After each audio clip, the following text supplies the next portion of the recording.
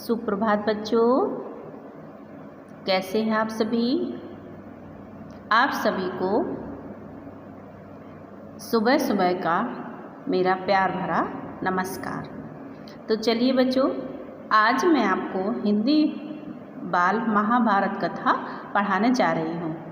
तो हिंदी बाल महाभारत कथा आप जानते ही हैं कि महाभारत की इसमें छोटी छोटी कथाएं दी गई हैं सभी के बारे में, कौरव और पांडवों के बारे में। तो अभी तक आपने 6 लेसन तक पढ़ लिया। इसके बाद आज प्रारंभ करेंगे चैप्टर 7 पाठ 7 की कथा, जिसका टॉपिक है क्या है, किसके बारे में है ये कथा। ये कथा है भीम के बारे में। भीम को आप सभी जानते होंगे कि भीम कैसे थे। तो चलिए बच्चों, स्टार्ट करते हैं। 5 पांडवों की कथा। 5 पांडव तथा धृतराष्ट्र के 100 पुत्र जो कौरव कहलाते थे। 5 पांडव थे और धृतराष्ट्र के 100 पुत्र थे जो कौरव कहलाते थे।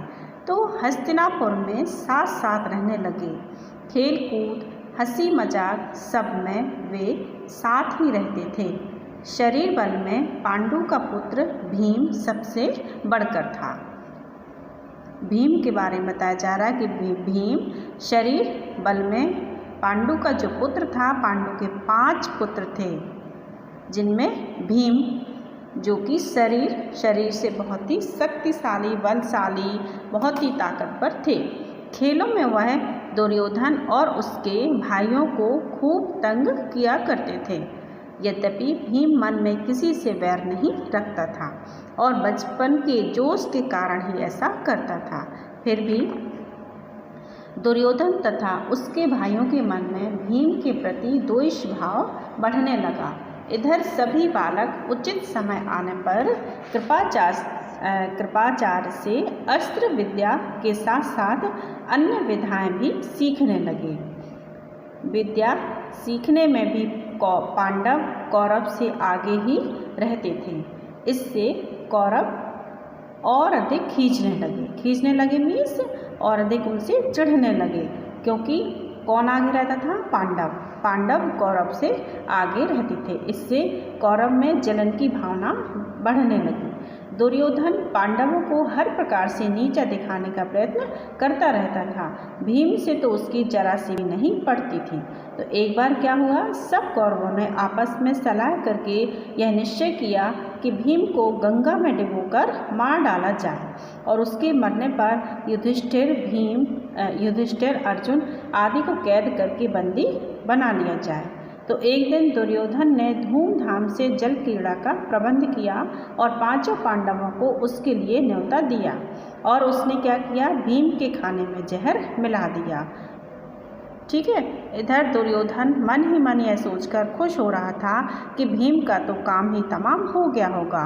तो जब भीम वापस नहीं आया, जल क्रीड़ा में गए, ये लोग खेलने गए और भीम को दुर्योधन ने क्या किया, छल से उसके खाने में विष मिला दिया, जिससे भीम क्या हुआ, गंगा किनारे रेत में ही गिर गया। उसकी हालत में दुर्योधन ने लताओं से उसके हाथ पैर बांधकर उसे गंगा में बहा दिया। सभी भाइयों ने जब भीम वापस नहीं आया तो सभी भाइयों ने बहुत उसे ढूंढा और तब महल की ओर वापस लौटने लगे।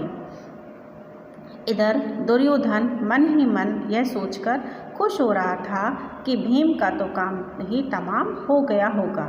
जब युधिष्ठिर आदि जागे, मतलब भाई वगैरह जागे और भीम को ना पाया, तो चारों भाइयों ने मिलकर सारा जंगल तथा गंगा का वह किनारा जहाँ जल क्रीड़ा की थी छान डाला, मतलब सभी जगह उन्होंने देख डाला उसको, पर भीम का कहीं पता न चला। अंत में निराश होकर दुखी हृदय से वे अपने महल को लौट आए। इतने में ही क्या, देखते ही देखते भीम झूमता झामता चला आ रहा था। पांडवों और कुंती के आनंद का ठिकाना ना रहा।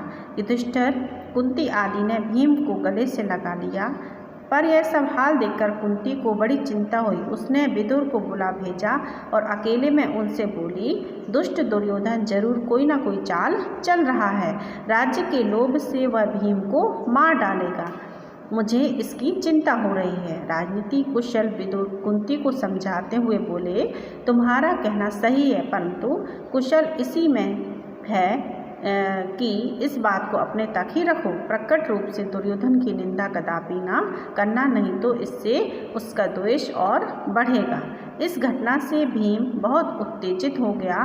उसे समझाते हुए युधिष्ठिर ने कहा, भाई भीम, अभी समय नहीं आया है, तुम्हें अपने आप को संभालना होगा। इस समय तो हम पांचों भाइयों को यही करना है कि किस प्रकार एक दूसरे की रक्षा करते हुए बचे रहे। भीम के वापस आ जाने पर दुर्योधन को बड़ा आश्चर्य हुआ, उसका हृदय और अधिक जलने लगा।